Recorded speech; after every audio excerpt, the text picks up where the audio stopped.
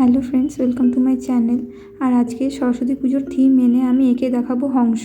বিদ্যার দেবী মা সরস্বতীর বাহন হলো হংস বা হাঁস, তাই আমি এখানে আজকে একটা হংসের জোড়া এঁকে দেখিয়েছি। এই হংসটা আঁকা খুবই সোজা। প্রথমেই বলি, আমরা যেমন মা লক্ষ্মীর পা দুটি আঁকি, ঠিক তেমনি দুই দিকে দুটি এঁকে নিতে হবে।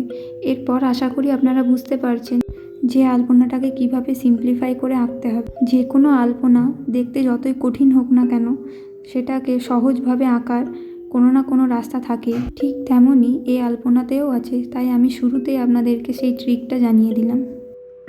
হংস আঁকাটা অনেকের কাছেই কঠিন মনে হলেও মা লক্ষ্মীর যে পায়ের চিহ্ন, সেটা খুবই প্রচলিত এবং খুবই পরিচিত, তাই সেটা ধরেই আপনাদেরকে এগিয়ে যেতে হবে।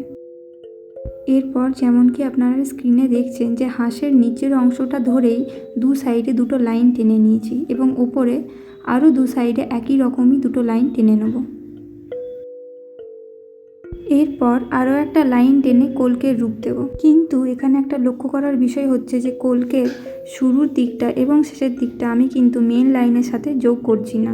এইটা আলপনা আঁকার সময় খেয়াল রাখবেন।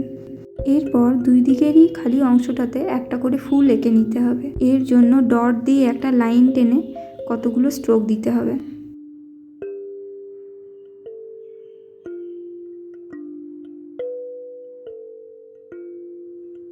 হংস দুটির চোখ আঁকার সময় যেমন কি দেখতে পাচ্ছেন যে এখানে স্পেস একটু কম আছে, তাই খুব ছোট্ট করে দুটো চোখ এঁকে নিতে হবে আর দুটো ঠোঁট এঁকে নিতে হবে।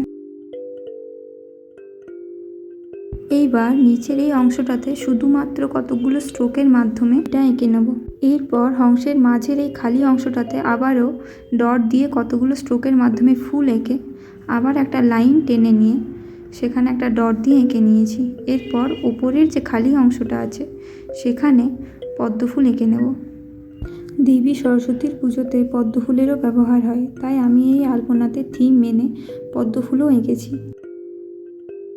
এরপর নিচের এই অংশটাতে ছোট ছোট ডট দিয়ে দিতে হবে। এখানে বলি, আপনাদের যদি আমার কাজ ভালো লাগে তো প্লিজ আমার ভিডিওটিকে লাইক করে দেবেন।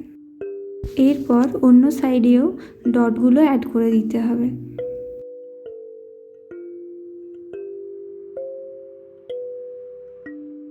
এরপর নিচের অংশে একটা বড় ডট এঁকে দিতে হবে।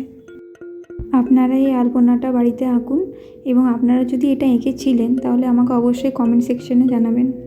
আপনাদের সকলকে অসংখ্য ধন্যবাদ এবং সরস্বতী পুজোর অগ্রিম শুভেচ্ছা জানাই। আবার দেখা হবে নতুন ভিডিওতে।